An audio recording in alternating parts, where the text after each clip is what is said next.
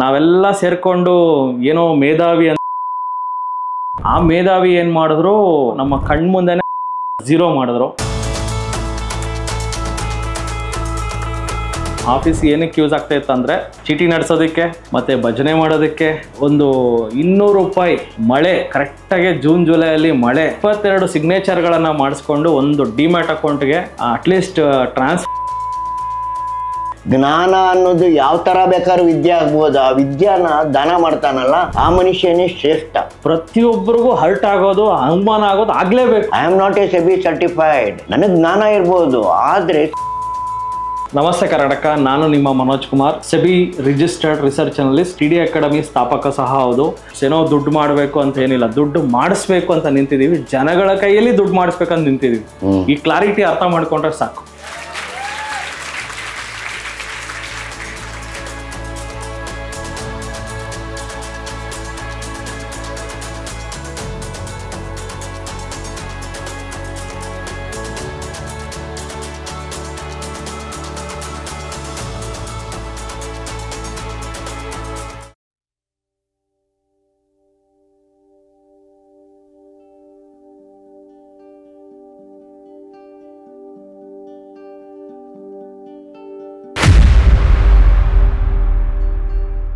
ನಮಸ್ತೆ ಕರ್ನಾಟಕ.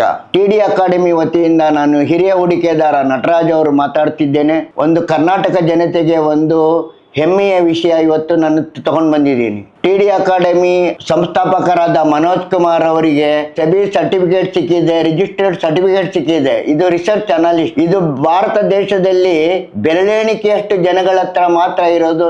ನನ್ನ ಪ್ರಕಾರ 1331 ಜನ ರೀಸೆಂಟ್ ಆಗಿ ನಾನು ಗೂಗಲಲ್ಲಿ ಚೆಕ್ ಮಾಡಿದೆ. ರಿಸರ್ಚ್ ಅನಲಿಸ್ಟ್ ಆಗೋದು ಅಷ್ಟು ಈಸಿಯಾದ ಸಂಗತಿ ಅಲ್ಲ.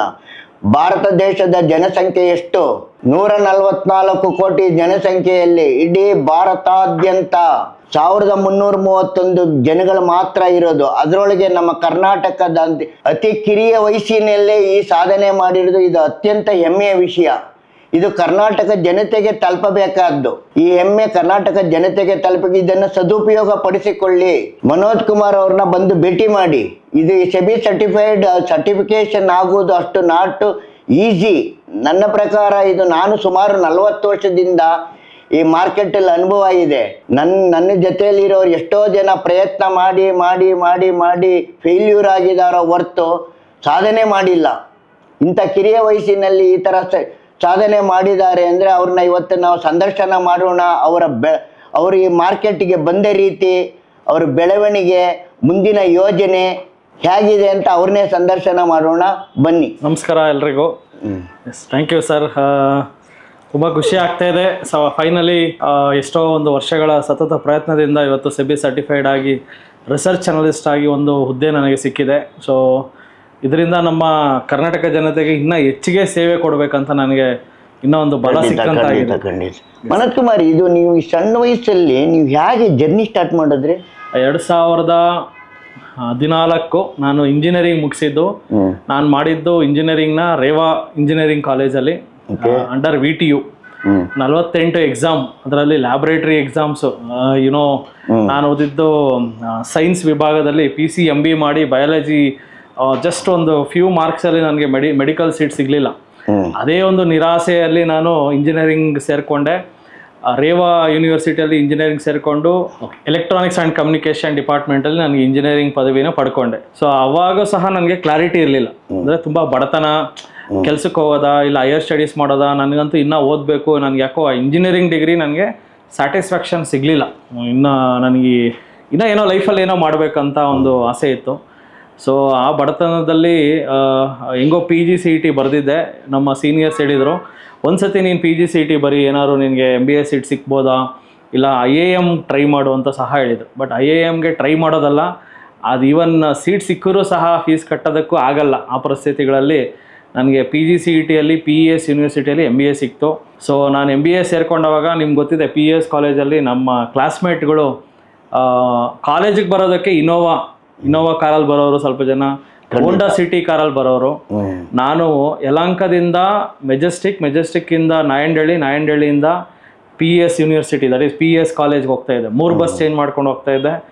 ನಮ್ಮ ಫ್ರೆಂಡ್ಸ್ ಎಲ್ಲ ಇದಕ್ಕೆ ಹೋಗಿ ದೊಡ್ಡ ದೊಡ್ಡ ಹೋಟ್ಲುಗಳು ಹೋಗಿ ಮಧ್ಯಾಹ್ನ ಊಟ ಮಾಡೋರು, ಇಲ್ಲ ಡೈರೆಕ್ಟಾಗಿ ಮನೆಗೆ ಹೋಗಿ ಊಟ ಮಾಡ್ಕೊಂಡು ಬರೋರು, ಇಲ್ಲ ಅಲ್ಲೇ ನಿಯರೆಸ್ಟ್ ಹೋಗಿ ಬಿರಿಯಾನಿ ತಿನ್ಕೊಂಡು ಬರೋ ಮಟ್ಟದಲ್ಲಿ ಇದ್ರು ನಮ್ಮ ಫ್ರೆಂಡ್ಸ್. ಯಾಕಂದ್ರೆ ಅಷ್ಟು ದೊಡ್ಡ ಪಾಶ್ ಕಾಲೇಜಲ್ಲಿ ನಾನು ಓದಿದ್ದು. ಬಟ್ ನಾನು ಮಾತ್ರ ನಮ್ಮ ತಾಯಿ ಹಾಕ್ಕೊಟ್ಟಿರೋವಂಥ ಒಂದು ಟಿಫನ್ ಬಾಕ್ಸ್ನ ತೊಗೊಂಡೋಗಿ ಊಟ ಮಾಡ್ತಾ ಇದ್ದೆ. ಅದೆಲ್ಲ ನನಗೆ ಇವತ್ತು ನೆನಪಿದೆ. ಇವತ್ತು ನಾನು ಏನೇ ಆಗಿರ್ಬೋದು, ಸೊ ಅದೆಲ್ಲ ಒಂದು ಜರ್ನಿ, ಇದೊಂದು ಜರ್ನಿ. ಯಾಕಂದರೆ ಒಬ್ಬ ಬಡತನದಲ್ಲಿ ಹುಟ್ಟಿರೋನ್ಗೆ ಶ್ರೀಮಂತ ಆಗಬೇಕು, ದೊಡ್ಡ ಮಟ್ಟದಲ್ಲಿ ಬೆಳಿಬೇಕು ಅಂತ ಆಸೆ ಇರುತ್ತೆ.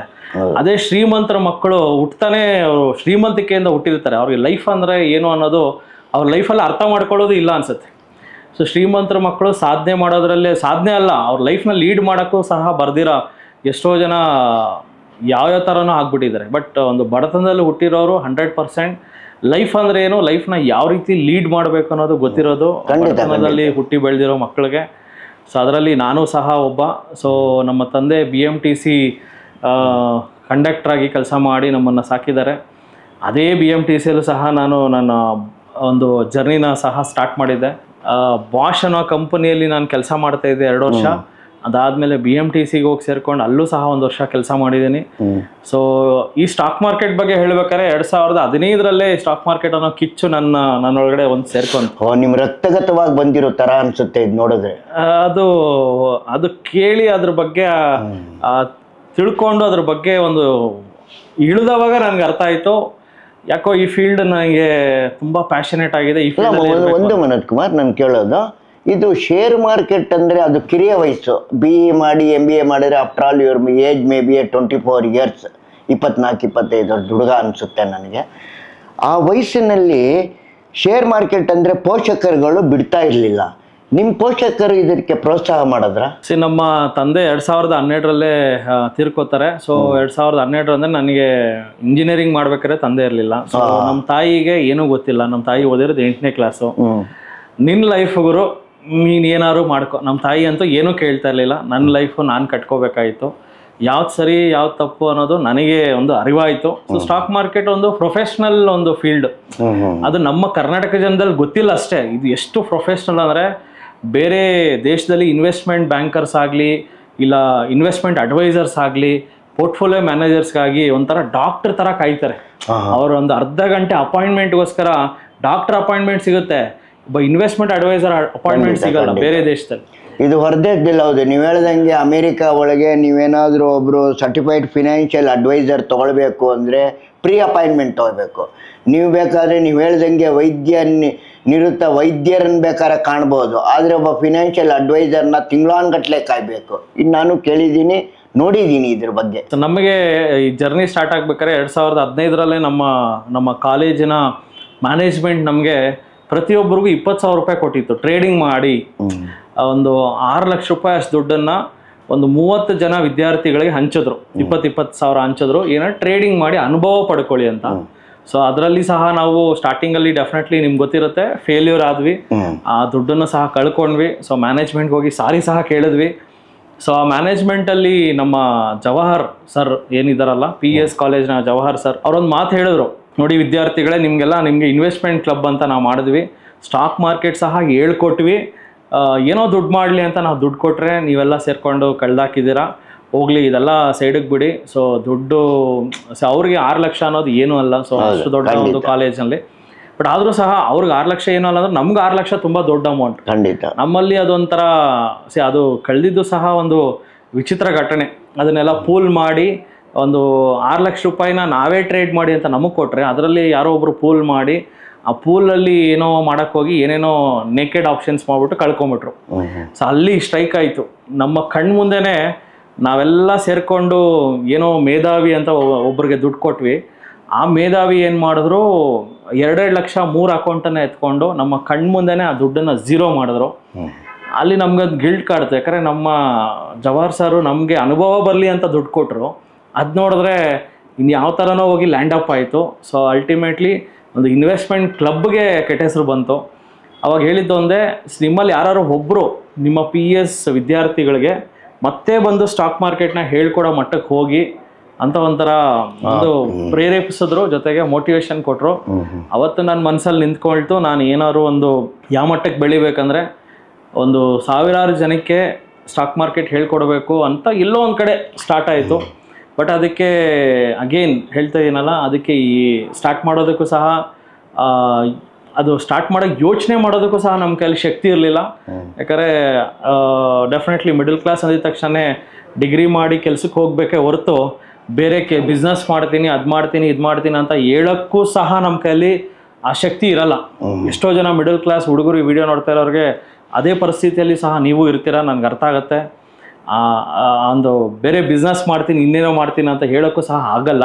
ಸೊ ಬಟ್ ಹೆಂಗೋ ದೇವರು ಒಂದು ಯಾರ ರೂಪದಲ್ಲೋ, ಮನುಷ್ಯರ ರೂಪದಲ್ಲಿ ದೇವರು ನನಗೆ ಆವಾಗ ಯಾರೋ ಒಬ್ಬರು ನೀನು ಕ್ಲಾಸಸ್ ಮಾಡ್ಬೇಕಾದ್ರೆ ನಮ್ಮ ಚೀಟಿ ನಡೆಸ್ತಾ ಇದ್ರು ನಮ್ಮ ಯಲಹಂಕದಲ್ಲಿ. ವಾಸವಿ ಯುವಜನ ಸಂಘದ್ದು ಅಧ್ಯಕ್ಷರು YSL ಗುಪ್ತಾ ಅಂತ, YSL ನರಸಿಂಹ ಗುಪ್ತಾ ಅಂತ, ಅವರು ಚೀಟಿ ನಡೆಸ್ತಾ ಇರೋ ಆಫೀಸಲ್ಲಿ ತಗೊಳಪ್ಪ ಮಾಡ್ಕೋ ಸಂಡೇ ಕ್ಲಾಸಸ್ ಅಂತ ಹೇಳಿದ್ರು.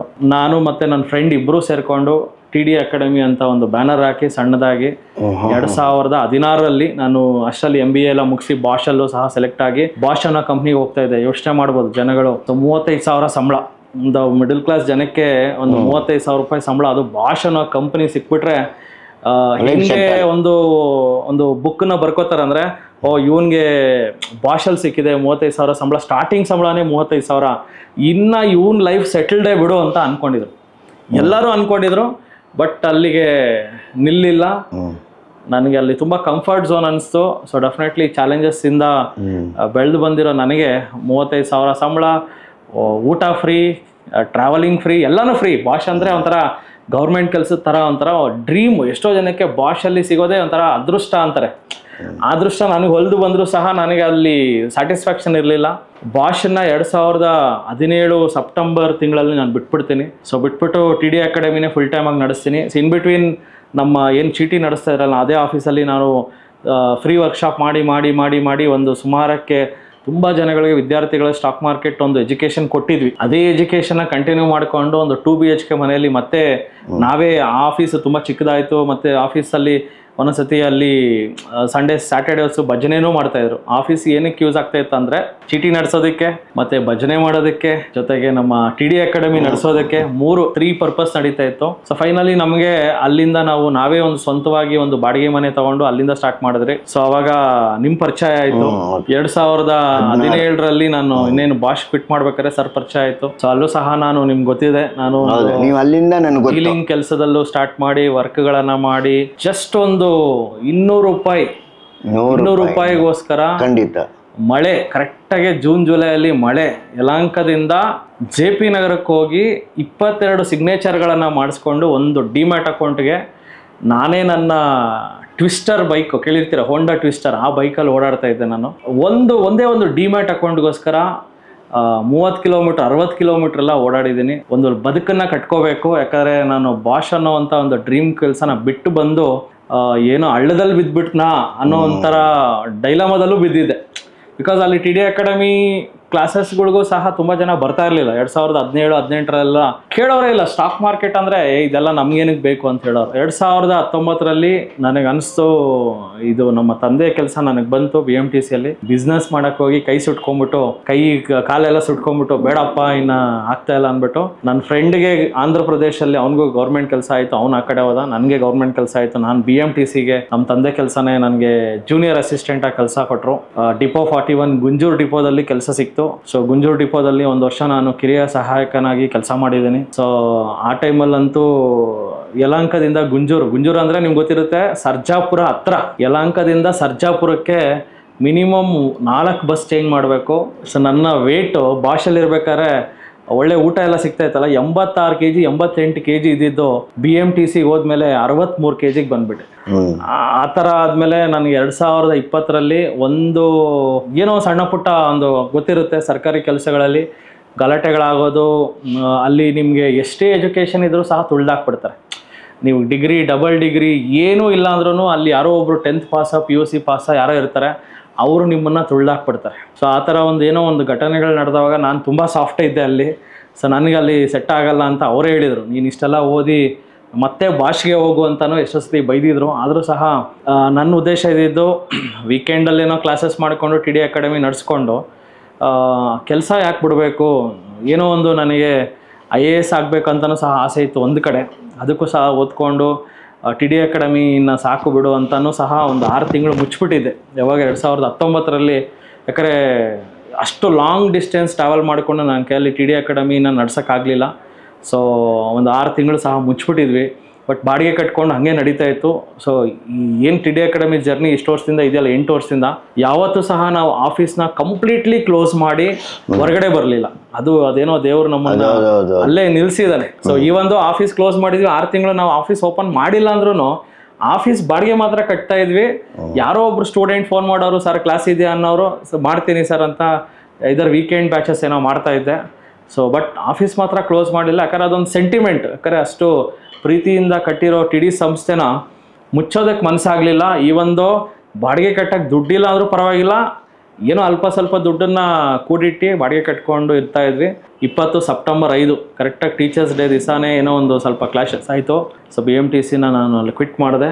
2020 ಸೆಪ್ಟೆಂಬರ್ 5 ನನ್ನ ಜೀವನದ ತುಂಬ ಇಂಪಾರ್ಟೆಂಟ್ ದಿನ ಅಂತ ಹೇಳ್ಬೋದು. ಅವತ್ತೇ ನಾನು ಡಿಸೈಡ್ ಆದೆ, ಮತ್ತೆ ನಾನು ಟಿ ಡಿ ಅಕಾಡೆಮಿ ಇನ್ನೇನು ಪ್ರಿಂಟರು ಅವು ಇವು ಸ್ವಲ್ಪ ಏನೋ ಎಕ್ವಿಪ್ಮೆಂಟ್ಸ್ ಇತ್ತು ಎಲ್ಲ ಮಾರ್ಕೊಂಡು ಸ್ವಲ್ಪ ಸಾಲಗಳೆಲ್ಲ ತೀರಿಸ್ಬಿಟ್ಟು ಟಿ ಡಿ ಅಕಾಡೆಮಿ ಎಲ್ಲ ಐಟಮ್ಸ್ ಎಲ್ಲ ಮಾರಿಬಿಟ್ಟು ಏನೋ ಹೋಗ್ಬಿಡೋಣ ಅನ್ನೋ ಟೈಮಲ್ಲಿ ಮತ್ತೆ ಸ್ಟಾರ್ಟ್ ಮಾಡಿ, ಇಲ್ಲ ಇದೊಂದು ಟ್ರೈ, ಎಷ್ಟು ಸತಿ ನಾನು ಕೆಲಸಗಳನ್ನ ಬಿಟ್ಟು ಟ್ರೈ ಮಾಡಿದೆ, ಇದೊಂದು ಲಾಸ್ಟ್ ಟ್ರೈ ಯಾಕೆ ಮಾಡಬಾರ್ದು ಅಂತ ನಾನು ಸ್ಟಾರ್ಟ್ ಮಾಡಿದೆ.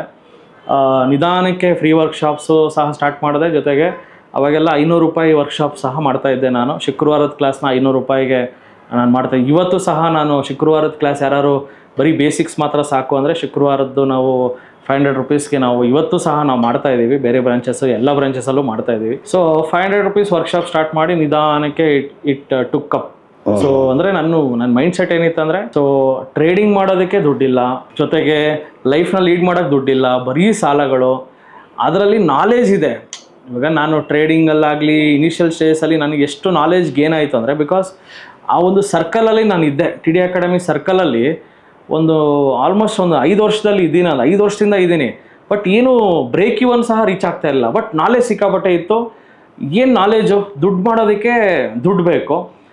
ದುಡ್ಡು ಮಾಡೋದಕ್ಕೆ ನನ್ನ ಹತ್ರ ಅಂತೂ ದುಡ್ಡಿಲ್ಲ. ಸೊ ಅಟ್ಲೀಸ್ಟ್ ಜನಗಳಿಗಾರು ದುಡ್ಡು ಮಾಡಿಸ್ಕೊಳ್ಳೋಣ.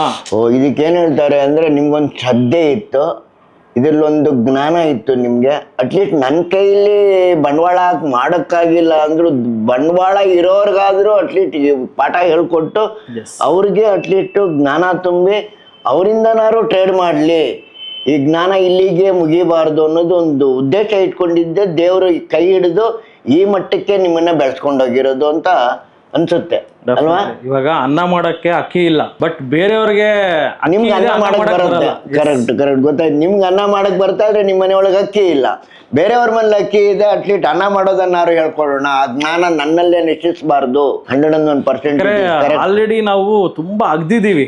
ಕರೆಕ್ಟ್ ತುಂಬಾ ಅಗ್ದಿ ನಾಲೆಜ್ನ ಪಡ್ಕೊಂಡ್ಬಿಟ್ಟಿದೀವಿ. ಆ ನಾಲೆಜ್ ನನ್ನೊಳಗಡೆ ಇದೆ. ಬಟ್ ನಾನೇನಾರು ಆ ಫೀಲ್ಡ್ನ ಟಿ ಡಿ ಅಕಾಡೆಮಿ ಅವತ್ತು ಬಿಟ್ಬಿಟ್ಟು ಕ್ಲೋಸ್ ಮಾಡ್ಕೊಂಡು ಹೋಗ್ಬಿಟ್ಟಿದ್ರೆ ಆ ನಾಲೆಜ್ ನನ್ನೊಳಗಡೆನೆ ಯುದ್ಧತಾ ಇತ್ತು ಹೊರತು ಇವತ್ತು ಇಷ್ಟು ಸಾವಿರಾರು ಜನಕ್ಕೆ ನಾನು ನಾಲೆಜ್ ನೋಡಿ. ನಮ್ಮ ಹಿರೀಕರು ಹೇಳೋರು ನನಗೆ ಅನ್ನದಾನ ಮತ್ತು ವಿದ್ಯಾದಾನ ಅಂದರೆ ಕಾಲೇಜಲ್ಲಿ ಹೋಗ್ಬಿಟ್ಟು ಬರೀ ಡಿಗ್ರಿ ಕೊಡ್ಸೋದಲ್ಲ, ಜ್ಞಾನ ಅನ್ನೋದು ಯಾವ ಥರ ಬೇಕಾದ್ರೂ ವಿದ್ಯೆ ಆಗ್ಬೋದು. ಆ ವಿದ್ಯಾನ ದಾನ ಮಾಡ್ತಾನಲ್ಲ ಆ ಮನುಷ್ಯನೇ ಶ್ರೇಷ್ಠ. ಮತ್ತು ಒಂದು ಅನ್ನ ಹಾಕ್ತಾನಲ್ಲ ಆ ಮನುಷ್ಯ ಶ್ರೇಷ್ಠ. ಹಸಿದು ಬಂದವನಿಗೆ ಅನ್ನ ಹಾಕೋದು, ಜ್ಞಾನ ಇಲ್ದಿದ್ದವನು ಜ್ಞಾನ ತುಂಬೋದು, ಇದು ದೇವರು ಶ್ರೇಷ್ಠವಾಗಿ ಅವನು ಉನ್ನತ ಮಾಡಿ. ಯಾರು ಈ ಥರ ಮಾಡಿದವರು ಯಾರು ಸೋತಿದ್ದು ನಾನು ನೋಡಿಲ್ಲ. ಅದ್ರಲ್ಲಿ ನೀವೊಬ್ಬರು ಉದಾಹರಣೆ. ಆಮೇಲೆ ನೀವು ಇನ್ನೊಂದೇನೆಂದರೆ, ನೀವು ಪಾಪ 20ನೇ ಇಸ್ವಿಲಿ ಆಯಿತು ನಿಮಗೆ, ನೀವು ನಿಮ್ಮ ಸ್ನೇಹಿತರ ನಾನು ಹೇಳುವೆ ಅಕ್ಕಪಕ್ಕ ವಿಜಯ್ ಕುಮಾರ್, ಮನೋಜ್ ಕುಮಾರ್ ಅಂತ. ವಿಜಯ್ ಕುಮಾರ್ ತಾನೆ? ಎಸ್. ಆ ವಿಜಯ್ ಕುಮಾರ್ ನಿಮ್ಮ ಜೊತೆ MBA ಮಾಡ್ತಿದ್ರು. MBA ಅರ್ಧಕ್ಕೆ ನಿಲ್ಲಿಸ್ತೀನಿ ಇಂದ ನಾನು ಹೇಳ್ತಾ ಇದ್ದೆ, ಫಸ್ಟ್ ಓದು, ಆ ಮನೋಜನ್ ನೋಡು ಅಂತ ಹೇಳ್ತಾ ಇದ್ದೆ. ಆ ಮನುಷ್ಯ ನಿಮ್ಗೆ ಬಿಟ್ಬಿಟ್ಟು ಸರ್ಕಾರಿ ಉದ್ಯೋಗ ಆರಿಸ್ಕೊಂಡು ನಿಮ್ಮನ್ನ ಒಂಟಿ ಮಾಡ್ಬಿಟ್ಟು ಹೊಟ್ಟೋಗ್ಬಿಟ್ರ? ಅದೇ ಅವರು ಮದುವೆ ಆಗಿತ್ತು ಪಾಪ, ಅವನು ಫ್ಯಾಮಿಲಿ ಕಟ್ಕೋಬೇಕಾಯ್ತು. ಸರ್ಕಾರಿ ಒಳ್ಳೆ ಪೋಸ್ಟ್ ಸಿಕ್ಕಿತ್ತು. ಆಲ್ಮೋಸ್ಟ್ ಒಂದು ಕ್ಲರ್ಕ್ ಇಂತ ಹೈಯರ್ ಪೋಸ್ಟ್, ಒಂದು ವಾರ್ಡ್ ಅಡ್ಮಿನ್ ಪೋಸ್ಟ್. ಬಟ್ ನನಗೆ ಸಿಕ್ಕಿದ್ದು ಕ್ಲರ್ಕ್, 2nd ಡಿವಿಷನ್ ಕ್ಲರ್ಕ್. ಅವ್ರು ಒಳ್ಳೆ ಪೋಸ್ಟ್ ಸಿಕ್ತು ಅಂತ ಅವರು ಆರಾಮಾಗಿ ಸೆಟ್ಲ್ ಆದರು. ಆ ಫ್ಯಾಮಿಲಿ ಸಹ ವೆಲ್ ಸೆಟಲ್ಡ್ ಇರೋ ಫ್ಯಾಮಿಲಿ. ಸೊ ನಮಗಂತೂ ಇದೊಂಥರ ಈ ಒಂದು ಆಪರ್ಚುನಿಟಿ ದೇವ್ರು ಕೊಟ್ಟಿದ್ದಾನೆ, ಮನುಷ್ಯರಾಗಿ ಹುಟ್ಟಿದೀವಿ, ಏನೋ ಒಂದು ಇದೇ ಜನ್ಮದಲ್ಲಿ ನಾವು ಸಾಧನೆ ಮಾಡ್ಬೇಕಂತ ಹಠ ಇತ್ತು. ಬಟ್ ಅವರೆಲ್ಲ ರಿಲ್ಯಾಕ್ಸ್ ತುಂಬಾ ಅಂದ್ರೆ ವಿಜಯ್ ಕುಮಾರ್ ಅಂತಲ್ಲ, ಬೇರೆ ತುಂಬಾ ಜನ ನಾನು ನೋಡಿದ್ದೀನಲ್ಲ, ನಾಳೆ ನೋಡ್ಕೊಂಡ್ರೆ ಆಯ್ತು, ನಾಳೆ ನೋಡ್ಕೊಂಡ್ರೆ ಆಯ್ತು ಅಂತ ಒಂದು ಮೈಂಡ್ ಸೆಟ್ಟು. ಬಟ್ ನನಗೆ ಈ ಒಂದು ಎಲ್ಲ ಅಂದ್ರೆ ಯಾರು ಇರ್ಲಿಲ್ಲ ಕರೋನಾ ಟೈಮಲ್ಲಿ, ವಿಜಯ್ ಕುಮಾರು ಸಹ ಇರಲಿಲ್ಲ, ನಾನು ಒಬ್ಬನೇ ಇದ್ದೆ. TD ಸಂಸ್ಥೆ ಹೆಸರನ್ನ ನಾವು 2016ರಲ್ಲಿ ತುಂಬ ಯೋಚನೆ ಮಾಡಿದ್ವಿ. ಸ್ಟಾಕ್ ಮಾರ್ಕೆಟ್ ಬಗ್ಗೆ ಒಂದು ಸಂಸ್ಥೆನ ಸ್ಟಾರ್ಟ್ ಮಾಡ್ಬೇಕಂದ್ರೆ ತುಂಬ ಎಷ್ಟೋ ದಿನ ಯೋಚನೆ ಮಾಡಿ ನನ್ನ ತಲೆ ಒಳ್ದಿದ್ದು TD ಅಂತ ಇಡೋಣ ಅಂತ ಯೋಚನೆ ಮಾಡಿದ್ವಿ. ಏನು TD ಅಂತ ಕೇಳಿದೆ Vijay Kumar. Transform India to digital investing, ಅಂದರೆ ಭಾರತವನ್ನ ಡಿಜಿಟಲ್ ಹೂಡಿಕೆ ಕಡೆ ತಗೊಂಡು ಹೋಗೋಣ ಅಂತ ಒಂದು ದೊಡ್ಡ ಕನಸನ್ನು ಇಟ್ಕೊಂಡು ಸ್ಟಾರ್ಟ್ ಮಾಡಿದ್ರೆ, ಅಟ್ಲೀಸ್ಟ್ ಟ್ರಾನ್ಸ್ಫಾರ್ಮ್ ಇಂಡಿಯಾ ಅಲ್ಲ, ಯಲಾಂಕ ಸಹ ನಮ್ಮ ಕೈಯಲ್ಲಿ ಮಾಡೋಕ್ಕಾಗಲಿಲ್ಲ. ಸೊ ಆ ಮಟ್ಟದಲ್ಲಿ ಇದ್ವಿ. ಇವತ್ತು ನಾವು ಕರ್ನಾಟಕದಲ್ಲಿ ಟ್ರಾನ್ಸ್ಫಾರ್ಮೇಶನ್ ಮಾಡ್ತಾ ಇದ್ದೀವಿ ಆ್ಯಂಡ್ ಇಡೀ ಭಾರತವನ್ನು ಮಾಡ್ತೀವಿ ಅಂತ ಒಂದು ಭರವಸೆಯಲ್ಲಿ ನಿಂತಿದ್ದೀವಿ. ಸೊ ಕರೋನಾ ಟೈಮಲ್ಲಿ ಅಂದರೆ ಸ್ಟಾರ್ಟ್ ಆಗಿ ಸ್ಲೋ ಆಗೇ ಆಯಿತು. ಏನು ಕರೋನಾ ಟೈಮಲ್ಲಿ ಜಡಿದು ಅಂತ ಏನು ಜನ ಬರಲಿಲ್ಲ. 2020 ಸೆಪ್ಟೆಂಬರಲ್ಲಿ ಸ್ಟಾರ್ಟ್ ಆಗಿದ್ದು, ಸೆಪ್ಟೆಂಬರ್, ಅಕ್ಟೋಬರ್, ನವೆಂಬರ್, ಡಿಸೆಂಬರಲ್ಲಿ ಏನೊಂದು 2-3 5 ಜನ ಬೆರಳೆಣಿಕೆ ಅಷ್ಟು. ಅದು ಬೇರೆ ಲಾಕ್ಡೌನ್ ತಾನೇ, ಅವಾಗ ತಾನೇ ಓಪನ್ ಆಯ್ತು. ಅವ್ರಿಗೆ ಹೇಳೋರು, ಇವ್ರಿಗೆ ಹೇಳೋರು, ಹಂಗೆ 2-3-5 ಜನ ಬರೋರು, ಅವ್ರ ಫ್ರೆಂಡ್ಸ್ ಹೇಳೋರು. ಯಾಕಂದ್ರೆ ಅವಾಗ ಇದ್ದಿದ್ದ ಆಪ್ಷನ್ ಒಂದೇ, ಎಲ್ಲರಿಗೂ ಕೆಲಸಗಳು ಬೇರೆ ರಜಾ ಇರೋದ್ರಿಂದ ಎಲ್ಲರೂ ಏನೋ ಒಂದು ಸೋರ್ಸ್ ಆಫ್ ಇನ್ಕಮ್ ಮಾಡ್ಕೊಳ್ಳೋಣ ಅಂತ ಯೋಚನೆ ಮಾಡ್ತಾ ಇದ್ರು. ಅವಾಗ ತಾನೇ ಸ್ಟಾಕ್ ಮಾರ್ಕೆಟ್ ರಿಕವರ್ ಆಗಿ ಚೆನ್ನಾಗಿ ಪಿಕಪ್ ಸಹ ಆಗ್ತಾ ಇತ್ತು. ಸೊ 2021ರಲ್ಲಿ ಸ್ವಲ್ಪ ಚೇತರಿಕೆ ಕಾಣ್ತು. ನಮ್ಮ TD ಸಂಸ್ಥೆ ಓಪನ್ ಆಗಿ ಒಂದು 6 ತಿಂಗಳು 7 ತಿಂಗಳಿಗೆ ಸುಮಾರಾಗಿ ಜನ ಬರಕ್ಕೆ ಸ್ಟಾರ್ಟ್ ಆದರು. ಇದ್ದಿದ್ದೇ ಆಫೀಸು 300 ಸ್ಕ್ವೇರ್ ಫೀಟು, 11 ಅಡಿ ಆಗಲ, 30 ಅಡಿ ಉದ್ದ. ಇವತ್ತು ಸಹ ಅದೇ ಆಫೀಸಲ್ಲೇ ನಡೀತಾ ಇದೆ. ಯಾರು ಯಲಹಂಕದಲ್ಲಿ ಸುತ್ತಮುತ್ತ ಇರೋರು ಹೋಗಿ ನಮ್ಮ TD ಸಂಸ್ಥೆಗೆ ಭೇಟಿ ನೋಡಿ. ಇವತ್ತು ಅದೇ ಆಫೀಸನ್ನು ನಾವು ನಡೆಸ್ತಾ ಇದ್ದೀವಿ. ಸೊ ಸ್ಟಾರ್ಟ್ ಆಯಿತು, ನಿಧಾನಕ್ಕೆ ಜಾಗ ಸಾಕಾಗಲಿಲ್ಲ. ನಾವೇನು ಮಾಡಿದ್ರಿ, ಪಕ್ಕದಲ್ಲಿ ಇನ್ನೊಂದು ಆಫೀಸ್ ತೊಗೊಂಡ್ವಿ. ಫಸ್ಟ್ ಎಂಪ್ಲಾಯ್ ನನಗೆ ಬಂದಿದ್ದು ಒಬ್ಬ ಸ್ಟೂಡೆಂಟ್, ಒಬ್ಬ ವಿದ್ಯಾರ್ಥಿ. ಸರ್ ಇದು ಏನಾದ್ರು 1992 ಸ್ಕ್ಯಾಮು, ಅದು ರಿಂಗ್ ಟೋನ್ ಇಟ್ಕೊಂಡ್ ಬಂದಿದ್ದ. ಅರ್ಷದ್ ಮೆಹ್ತಾ ಒಬ್ಬ ವಿದ್ಯಾರ್ಥಿ ಬಂದಿದ್ದ. ಫೀಸ್ ಕಟ್ಟಕ್ಕೂ ದುಡ್ಡಿರ್ಲಿಲ್ಲ ಹುಡುಗನ ಹತ್ರ. ಅವನಿಗೆ ನಾನು ಸ್ಟಾಕ್ ಮಾರ್ಕೆಟ್ನ ನಾನೇ ಖುದ್ದಾಗಿ ಬೇಸಿಕ್ ವರ್ಕ್ಶಾಪ್ನ ಬರೀ 400 ರೂಪಾಯಿಗೆ ಬೇಸಿಕ್ ವರ್ಕ್ಶಾಪ್ನ ನಾನು ಹೇಳ್ಕೊಟ್ಟೆ. ಅದಕ್ಕೆ ಫುಲ್ ಇಂಪ್ರೆಸ್ ಆದ. ಆಮೇಲೆ ಅವನಿಗೊಂದು ಏನೋ ಒಂದು ಒಳಗಡೆ ಕಿಚ್ಚು, ಸರ್ ಇದನ್ನು ಇಷ್ಟೆಲ್ಲ ಹೆಲ್ಪ್ ಮಾಡ್ತೀರಾ ಸರ್ ಜನಕ್ಕೆ, ನೀವು ಸ್ಟಾಕ್ ಮಾರ್ಕೆಟಲ್ಲಿ ಅಷ್ಟು ದುಡ್ಡಿದೆ, ಡೆಫಿನೆಟ್ಲಿ ನಿಮಗೆ ನಾನು ಹೆಲ್ಪ್ ಮಾಡಬೇಕಂತ ಅವನು ಎಂಪ್ಲಾಯಾಗಿ ಸೇರಿಕೊಂಡ. ಸೊ ಅದಾದಮೇಲೆ ನಿಧಾನಕ್ಕೆ ಇನ್ನೊಂದಿಬ್ಬರು ಸೇರಿಕೊಂಡ್ರು. ಆಮೇಲೆ ಇನ್ನೊಂದು ಪಕ್ಕದ ಬ್ರಾಂಚ್ ಮಾಡಿದ್ವಿ. ಸೊ ಇನ್ನೊಂದು ಹಾಸ್ಟೆಲ್ ಮಾಡಿದ್ವಿ. ಸೊ ಯಲಹಂಕದಲ್ಲೇ 3 ಆಫೀಸ್ ಮಾಡಿದ್ವಿ. ಸೊ ಅದಾದಮೇಲೆ ಆನ್ಲೈನಲ್ಲಿ ಕೋರ್ಸ್ ಲಾಂಚ್ ಮಾಡಿದೆ. ಆನ್ಲೈನಲ್ಲಿ ಸಿಕ್ಕಾಪಟ್ಟೆ ಜನ ಕೋರ್ಸ್ಗಳು ಸಹ ತೊಗೊಂಡ್ರು. ಸೊ ಅಂದರೆ ಜನಗಳ ಆಶೀರ್ವಾದ ಅಷ್ಟರಲ್ಲಿ. ನಮ್ಮದು TD ಅಕಾಡೆಮಿ ಇಂಗ್ಲೀಷ್ ಚಾನಲ್ ನೋಡಿದ್ರೆ 8 ವರ್ಷ ಹಳೆ ಚಾನಲ್. ಅಷ್ಟರಲ್ಲಿ ಆಲ್ರೆಡಿ 8 ವರ್ಷದ ಹಳೆ ಕಂಪ್ನಿ ಆಗಿರೋದ್ರಿಂದ, ಸೊ ಕರೋನಾ ಟೈಮಲ್ಲಿ ಆಲ್ಮೋಸ್ಟ್ 4-5 ಇಯರ್ಸ್ ಹಳೆ ಕಂಪ್ನಿ ಆಗಿರೋದ್ರಿಂದ ಆಲ್ರೆಡಿ ಸಿಕ್ಕಾಪಟ್ಟೆ ಆ ನೆಟ್ವರ್ಕ್ ಅನ್ನೋದು ಬೆಳೆದು ಬಿಟ್ಟಿತ್ತು ನನಗೆ. ಆ ನೆಟ್ವರ್ಕ್ ಏನು ನನ್ನ ಫೋನಲ್ಲೇ ಅವಾಗೇನೆ 10,000 ಕಾಂಟ್ಯಾಕ್ಟ್ ಇತ್ತು. ಇವಾಗ ನನ್ನ ಫೋನಲ್ಲಿ 50,000 ಕಾಂಟ್ಯಾಕ್ಟ್ಸ್ ಇದೆ. ಸೊ ಅದು ಇರ್ಬೋದು ವಾಟ್ ಎವರ್. ಬಟ್ ಆ ಕಾಂಟ್ಯಾಕ್ಟ್ಗಳನ್ನ ನಮಗೆ ಹೆಲ್ಪ್ ಮಾಡೋರು. ತುಂಬ ಜನ ರೆಫರ್ ಮಾಡೋದು, ಚೆನ್ನಾಗಿ ಹೇಳ್ಕೊಡ್ತಾನೆ ಹೋಗು ಅನ್ನೋದು. ಸೊ ಅಲ್ಲಿಂದನೇ ನಾವು ಕನ್ನಡದಲ್ಲಿ ಬೇರೆ ಸ್ಟಾರ್ಟ್ ಮಾಡಿದ್ವಿ ಅದೇ ಟೈಮಲ್ಲಿ. ಸೊ ಕನ್ನಡದಲ್ಲಿ ಸ್ಟಾರ್ಟ್ ಮಾಡಿದ್ಮೇಲೆ ನಾವು ಕ್ಲಿಕ್ ಆಗಿದ್ದು. ಅದಕ್ಕಿಂತ ಮುಂಚೆ ಒಂದು 4 ವರ್ಷ ಇಂಗ್ಲೀಷಲ್ಲೇ ನಾವು ಸ್ಟಾಕ್ ಮಾರ್ಕೆಟ್ ಹೇಳ್ಕೊಡ್ತಾ ಇದ್ವಿ.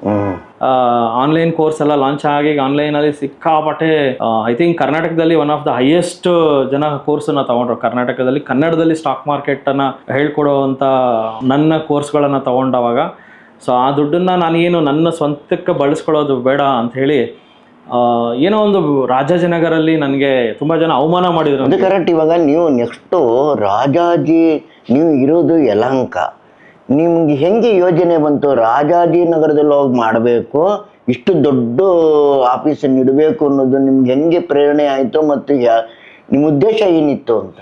ಅಂದರೆ ಬೆಂಗಳೂರಿನ ಸೆಂಟರಲ್ಲಿ ಎಲ್ಲ ಇಡಬೇಕು ಅಂತ ಯೋಚನೆ ಮಾಡಿದ್ದೆ. ಸೊ ಯಾಕಂದರೆ ಜಯನಗರ, JP ನಗರದವರೆಲ್ಲ ನಮಗೆ ತುಂಬ ಹರ್ಟ್ ಮಾಡಿದ್ರು. ಯಲಹಂಕದಲ್ಲಿದೆ, ನಾವು ಬನ್ನಿ ಸರ್ ಯಲಹಂಕದಲ್ಲಿ ಕೋರ್ಸ್ ಇದೆ ಅಂದ್ರೆ ಯಲಹಂಕನ ಅಂತ ಕಟ್ ಮಾಡಿದ್ರು. ಶ್ರೀಲಂಕಾ ಅಂತೆಲ್ಲ ಹೇಳೋರು, ಹರ್ಟ್ ಮಾಡೋರು. ಸಿಕ್ಕಾಪಟ್ಟೆ ಜನ ನಮ್ಗೆ ಯಲಹಂಕ ಅಂತ ನಮ್ಮನ್ನ ತುಂಬಾ ಕೇವಲವಾಗಿ ನೋಡಿದ್ದಾರೆ. ಯಲಾಂಕದಲ್ಲಿ ಇದೆಯಂತೆ, ಅವ್ರು ಯಾರೋ ಚಿಕ್ಕ ಹುಡುಗರಂತೆ, ಆತರ ಮೈಂಡ್ ಸೆಟ್ ಬೇರೆ. ಒಂದು ಪ್ರತಿಯೊಬ್ಬ ಮನುಷ್ಯನ್ಗೆ ಒಂದು ಅವಮಾನ ಅನ್ನೋದಿದೆಯಲ್ಲ, ಅವಮಾನಗಳು ಆಗ್ಬೇಕು. ನಾನು ಅವಮಾನ ಆದ್ರೇನೆ ನೋಡಿ, ನಮ್ ಹಿರಿಕೇಳೋರು ಅವಮಾನ ಆದ್ರೇನೆ ನೆಕ್ಸ್ಟ್ ಹಿಂದೆ ಸನ್ಮಾನ ಬರೋದು. ಪ್ರತಿಯೊಬ್ಬರಿಗೂ ಹರ್ಟ್ ಆಗೋದು, ಅವಮಾನ ಆಗೋದು ಆಗ್ಲೇಬೇಕು. ಅವಾಗ ಅವನ್ಗೆ ನಿಜವಾಗ್ಲೂ ಅವ್ನ ಒಳಗಡೆ ಏನಾದ್ರು ಕಿಚ್ಚಿದ್ರೆ ಹೊರಗಡೆ ಬರೋದು. ಕರೆಕ್ಟ್. ಕಿಚ್ಚಿಲ್ದಿರೋನ್ಗೆ ನೀವು ಎಷ್ಟೇ ಅವಮಾನ ಮಾಡಿದ್ರು ಅವನು ಪ್ರಯೋಜನ ಇಲ್ಲ, ಸೈಲೆಂಟ್ ಆಗಿ ಹೋಗ್ತಾ ಇರ್ತಾನೆ. ಬಟ್ ಒಂದು ಪ್ರತಿಯೊಬ್ಬ ಮನುಷ್ಯನ್ಗೆ ಈ ಸಮಾಜ ಏನಿದೆಯಲ್ಲ, ಈ ಸಮಾಜಕ್ಕೆ ನಾವು ಥ್ಯಾಂಕ್ಸ್ ಹೇಳ್ಬೇಕು. ಯಾಕಂದ್ರೆ ಈ ಸಮಾಜದಲ್ಲಿ ನೆಗೆಟಿವಿಟಿ ಇರೋದ್ರಿಂದಾನೇ ಅದರಿಂದಾನೇ ಬೆಳಿಬೇಕು ಅಂತ ಆಸೆ ಬರೋದು, ಬೆಳಿಬೇಕು ಅಂತ ಹಠ ಬರೋದು. ಈ ಸಮಾಜ ಎಲ್ಲರೂ ಒಳ್ಳೆಯವರಾಗ್ಬಿಟ್ಟಿದ್ರೆ ಡೆಫಿನೆಟ್ಲಿ ಇವತ್ತು ಮನೋಜ್ ಕುಮಾರ್ ಈ ಮಟ್ಟಕ್ಕೆ ಬರ್ತಾ ಇರಲಿಲ್ಲ. ಈ ಸಮಾಜ ನಮ್ಮನ್ನ ತುಳಿಯೋದಕ್ಕೆ ಟ್ರೈ ಮಾಡಿದ್ದಕ್ಕೆ ನಾವು ಬೆಳಿಬೇಕು ಅಂತ ಹಠ ಇಟ್ಕೊಂಡು ಬೆಳೆದಿರೋದು ಹೊರತು.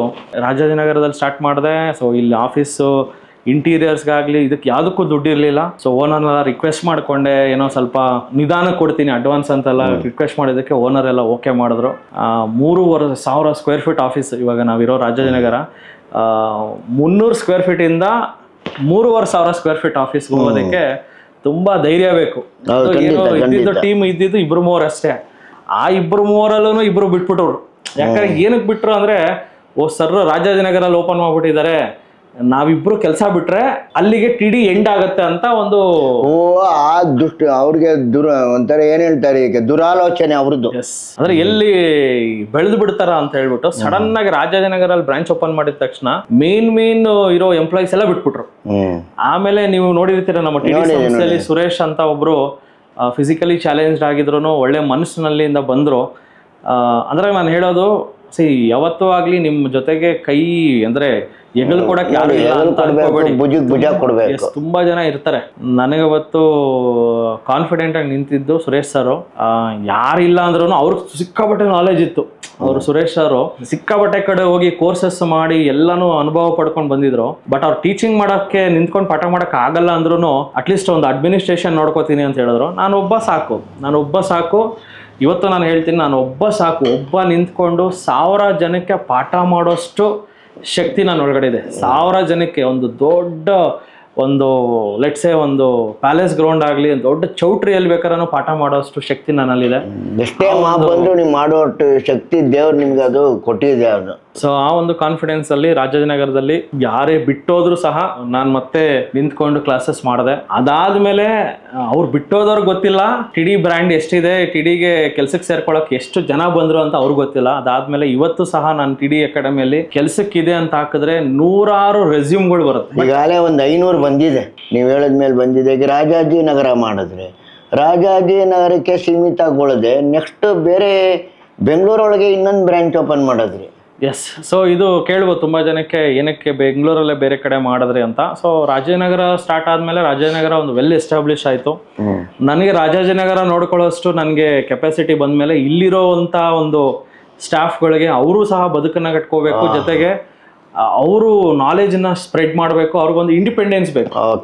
ಸೊ ಅಂದರೆ ನನ್ನ ಅಂಡರ್ ಬಂದು ಯಾರೇ ಕಲಿತು, ನನ್ನ ಅಂಡರ್ ಕಂಪ್ಲೀಟ್ಲಿ ಕಲಿತು ರಾಜಾಜಿನಗರಲ್ಲಿ 1 ವರ್ಷ 2 ವರ್ಷ ಕೆಲಸ ಮಾಡಿದ್ರೆ ಅವ್ರಿಗೆ ನಾನೇ ಒಂದು ಬ್ರಾಂಚ್ ಹಾಕ್ಕೊಡ್ಬೇಕು ಅಂತ ಒಂದು ಹಠ ನನ್ನಲ್ಲಿತ್ತು. ಸೊ ಅಲ್ಲೊಂದು ಬ್ರಾಂಚ್ ಹಾಕೊಟ್ಟೆ. ಸೊ JP ನಗರದಲ್ಲಿ ಇದೆಷ್ಟು ದೊಡ್ಡ ಆಫೀಸ್ ಇದೆಯೋ ಅಲ್ಲೂ ಅಷ್ಟೇ ದೊಡ್ಡ ಆಫೀಸನ್ನ ನಾನು ಮಾಡಿದೆ. ಬಿಕಾಸ್ ಇಲ್ಲಿ ಕುತ್ಕೊಳ್ಳೋಕ್ಕೂ ನಿಂತ್ಕೊಳ್ಳೋಕ್ಕೂ ಜಾಗ ಇರಲಿಲ್ಲ ಅವಾಗ. ಎಂತ ಕ್ರೌಡ್ ಅಂದ್ರೆ ನಿಂತ್ಕೊಂಡೆಲ್ಲ ಪಾಪ ಟ್ರೇಡಿಂಗ್ ಮಾಡ್ಕೊಂಡು ಹೋಗಿದ್ದಾರೆ. ಸಿಕ್ಕಾಬಟ್ಟೆ ಕ್ರೇಜು. 100-120 ಜನನ್ನೆಲ್ಲ ನಾವು ಕೂರಿಸಿ ಕ್ಲಾಸ್ ಮಾಡಿದ್ವಿ. ಸೊ ಅವಾಗ ನನ್ಗನ್ಸಿ ಇನ್ನೊಂದು ಬ್ರಾಂಚ್ ಬೇಕಾಗುತ್ತೆ, ಯಾಕಂದ್ರೆ ಇಲ್ಲಿ ತುಂಬೋಗ್ತಾ ಇದ್ದಾರೆ ಅಂತ ಹೇಳಿ ಇನ್ನೊಂದು ಬ್ರಾಂಚ್ ಮಾಡಿದೆ JP ನಗರಲ್ಲಿ. Because most of the crowd JP ನಗರದಿಂದಾನೇ ಬರೋರು. ಸೊ ಯಲಹಂಕ ಬ್ರಾಂಚ್ ಏನು ನಾವು JP ನಗರ ಮಾಡಕ್ ಮುಂಚೆನೆ ಯಲಹಂಕ ಬ್ರಾಂಚ್ ನಾವು ಮುಚ್ಚಿಬಿಟ್ಟಿದ್ವಿ. ಯಾಕಂದ್ರೆ ನೋಡ್ಕೊಳಕ್ ಎಂಪ್ಲಾಯ್ಸ್ ಇರ್ಲಿಲ್ಲ, ಅವರು ಸಹ ಕೈ ಕೊಟ್ಟು ಹೋಗ್ಬಿಟ್ರು. ಸೊ ಫೈನಲಿ ಯಲಹಂಕಕ್ಕೆ ಸ್ವಲ್ಪ ಸ್ಟಾಫ್ನ ಹೈರ್ ಮಾಡ್ಕೊಂಡು ಯಲಹಂಕ ಬ್ರಾಂಚ್ ಸ್ಟಾರ್ಟ್ ಮಾಡಿದೆ. ಆಮೇಲೆ JP ನಗರ ಸ್ಟಾರ್ಟ್ ಮಾಡಿದೆ. ಸೊ ಬೆಂಗಳೂರು ಸಾಕು ಅಂತ ಅನ್ಕೊಂಡಿದ್ದೆ. ಬಟ್ ಆದರೂ ಸಹ ತುಂಬ ಕಮೆಂಟ್ಸ್ಗಳಲ್ಲಿ ಹುಬ್ಬಳ್ಳಿ ಮಾಡಿ ಅಂತ ತುಂಬ ಜನ ಕೇಳ್ತಾ ಇರೋದ್ರಿಂದ ಸೊ ನನಗೆ, ಯಾಕಂದರೆ ನನ್ನ ಬೆಳೆಸಿದ್ದು, ನನ್ನ ಈ ಮಟ್ಟಕ್ಕೆ ತಂದಿದ್ದೆ ನಾರ್ತ್ ಕರ್ನಾಟಕದವರು, ತುಮಕೂರಿನವರು, ಮೈಸೂರಿನವರು, ಮಂಡ್ಯದವರು, ಅಂದರೆ ಅಭಿಮಾನಿಗಳು, ದಾವಣಗೆರೆಯವರಾಗಲಿ, ಗುಲ್ಬರ್ಗದವರಾಗಲಿ, ಬೀದರ್ ಅವರಾಗಲಿ. ಅಂದರೆ ಬೆಂಗಳೂರು ಬಿಟ್ಟು ಬೇರೆ ಡಿಸ್ಟಿಕ್ಕಿಂದ ನಮಗೆ ಹೈಯೆಸ್ಟ್ ಕ್ರೌಡ್ ಬರೋದು. ಒಂದು 100 ಜನ ಬ್ಯಾಚಲ್ಲಿ 60ರಿಂದ 70 ಜನ ಹೊರಗಿನ ಜಿಲ್ಲೆಗಳಿಂದ ಬರೋರು, ಒಂದು 30 ಜನ ಬೆಂಗಳೂರವ್ರು ಬರೋರು. ಸೊ ಅವಾಗ ಅನಿಸ್ತು ಸರ್ ನನ್ನನ್ನು ಈ ಮಟ್ಟಕ್ಕೆ ಬೆಳೆಸಿದ್ದೆ ಬೇರೆ ಡಿಸ್ಟಿಕ್ನವರು, ಸೊ ಆ ಡಿಸ್ಟಿಕಲ್ಲಿ ಯಾಕೆ ಮಾಡಬಾರ್ದು, ಅಲ್ಲಿರೋ ಹೆಣ್ಮಕ್ಳು ಇಲ್ಲಿಂದ ಬಂತು ಕಲಿಯೋಕ್ಕಾಗೋದೇ ಇಲ್ಲ, ವೆರಿ ಗುಡ್ ವೆರಿ ಅವ್ರ ಹಸ್ಬೆಂಡ್ ಅಂತೂ ಕಳ್ಸಲ್ಲ, ಇಲ್ಲ ಅವ್ರ ಫ್ಯಾಮಿಲಿಗೆ ತುಂಬ ಹತ್ರ ಇರೋದು ಎಲ್ಲಿ ಹುಬ್ಳಿ, ಸೊ ಹುಬ್ಳಿ ಯಾಕೆ ಮಾಡಬಾರ್ದು ಅಂತ ಹುಬ್ಳಿ ಶಾಖೆ ಮಾಡಿದೆ. ಇಲ್ಲಿರೋ ನಂಬಿಕಸ್ಥ ಒಂದು ಸ್ಟಾಫ್ಗಳನ್ನು ಯಾರು ಇಲ್ಲಿ ತುಂಬ ನಾಲೆಜ್ ಬೆಳೆಸ್ಕೊಂಡಿದ್ರು ರಾಜಾಜಿನಗರ ಬ್ರಾಂಚಲ್ಲಿ, ಸೊ ಅಂಥವ್ರನ್ನ ನಾವು ಐಡೆಂಟಿಫೈ ಮಾಡಿ ಒಂದು ಟೀಮನ್ನು ರಚನೆ ಮಾಡಿ ಹುಬ್ಳಿ ಸ್ಟಾರ್ಟ್ ಮಾಡಿದ್ವಿ. ಅದಾದಮೇಲೆ ಮೈಸೂರಿಗೂ ಒಂದು ಟೀಮನ್ನು ನಾವು ರೆಡಿ ಮಾಡಿದ್ವಿ, ಮೈಸೂರಲ್ಲಿ ಸ್ಟಾರ್ಟ್ ಮಾಡಿದ್ವಿ. ಸೊ ಅದಾದಮೇಲೆ ಯಾವುದೂ ಬ್ರಾಂಚ್ ಮಾಡಲಿಲ್ಲ, ಯಾಕಂದರೆ ನಮಗೆ ಆ ಥರ ನಂಬಿಕೆ ಉಳಿಸ್ಕೊಳ್ಳೋವಂಥ ಎಂಪ್ಲಾಯೀಸ್ ಸಿಗಬೇಕು. ನನಗೆ ಇವತ್ತು ಹೇಳ್ತೀನಿ, ನಮ್ಮ ಇನ್ಸ್ಟಿಟ್ಯೂಟಲ್ಲಿ ಒಂದು ಸ್ವಲ್ಪ ನಂಬಿಕಸ್ಥ ಎಂಪ್ಲಾಯೀಸ್ ಇದ್ದಾರೆ, ತುಂಬ ಜನ ಇದ್ದಾರೆ, ಎಲ್ಲರೂ ಹೆಸರಲ್ಲ, ಒಂದು ಸ್ವಲ್ಪ ತುಂಬ ನಂಬಿಕೆ ಇಡೋ ಅಂಥ ಎಂಪ್ಲಾಯೀಸ್ ಇದ್ದಾರೆ. ಅದರಲ್ಲಿ ರಾಕೇಶ್ ಪೈ ಆಗಲಿ, ಪೃಥ್ವಿರಾಜ್ ಆಗಲಿ, ಸೀನಿಯರ್ ಪವನ್ ಆಗಲಿ, ಸುದತ್ತ ಆಗಲಿ, ಇಲ್ಲ ರಂಗಧಾಮ ಆಗಲಿ, ತುಂಬ ಜನ ಇದ್ದಾರೆ, ತುಂಬ ಜನ ಲಾಯಲ್ ಆಗಿದ್ದಾರೆ. ಬಟ್ ಏನಂದ್ರೆ ನಿಮ್ಗೆ ಇವಾಗ ಎಲ್ಲ ಎಂಪ್ಲಾಯೀಸ್ಗಳು ಲಾಯಲ್ ಆಗಿದ್ದಾರೆ, ಅದರೊಳಗೆ ಇನ್ನೂ ಸ್ವಲ್ಪ ಅಂದ್ರೆ ಹಿರಿಯಕರಾಗಿ ಮತ್ತೆ ಇದಾಗಿ ಆ ಥರದ ಲಾಯಲ್ ಇದ್ದಾರೆ. ನಿಮ್ಮ ಹತ್ರ ಸಹೋದ್ಯೋಗಿಗಳು ನಿಮ್ಮ ಹತ್ರ ಇರೋರೆಲ್ಲ ನಾನು ನೋಡಿದ ಮಟ್ಟಕ್ಕೆ ಟಿ ಡಿ ಸಂಸ್ಥೆ ಒಳಗೆ ಅವರು ಎದೆ ಒಳಗೆ ಇಟ್ಕೊಂಡಿದ್ದಾರೆ. ತುಂಬಾ ಜನ ಇದ್ದಾರೆ ಸರ್, ವಿಶ್ವ, ವಿನೋದ್, ಇವನ್ ಹುಬ್ಳಿ ಬ್ರಾಂಚ್ ಮನೋಜ್ ಅಂತ ಇನ್ನೊಬ್ರು ಇದ್ದಾರೆ, ಜೊತೆಗೆ ರವಿಕುಮಾರ್ ಅಂತ ಇದ್ದಾರೆ, ತುಂಬಾ ಜನ ಹೆಸರು ಹೇಳ್ಕೊಂಡ್ರೆ ತುಂಬಾ ಜನ, ಆದರ್ಶ ಆಗ್ಲಿ, ಸೊ ಲೆಕ್ಕನೇ ಇಲ್ಲ, ಅಷ್ಟು ಜನ ಅಭಿಮಾನಿಗಳು, ಅಷ್ಟು ಜನ ಅಂದ್ರೆ ಟಿ ಡಿ ಅಂದ್ರೆ ಅವ್ರಿಗೆ ಒಂಥರ ಶಕ್ತಿ, ಅವ್ರಿಗೆ ಟಿ ಡಿ ಅನ್ನೋದು ಅವ್ರ ಉಸಿರು, ಆ ಥರ ಉಸಿರನ್ನ ಇಟ್ಕೊಂಡಿರೋಂಥ ಎಂಪ್ಲಾಯೀಸ್ನ ಐಡೆಂಟಿಫೈ ಮಾಡಿ ಅವ್ರೊಂದು ಜೀವನ ರೂಪಿಸ್ಕೊಳ್ಳಿ, ಜೊತೆಗೆ ಜನಗಳಿಗೆ ಅವ್ರ ಜೀವನಕ್ಕಿಂತ ಅಲ್ಲಿರೋ ಜನಗಳಿಗೆ ಸೇವೆ ಮಾಡಲಿ.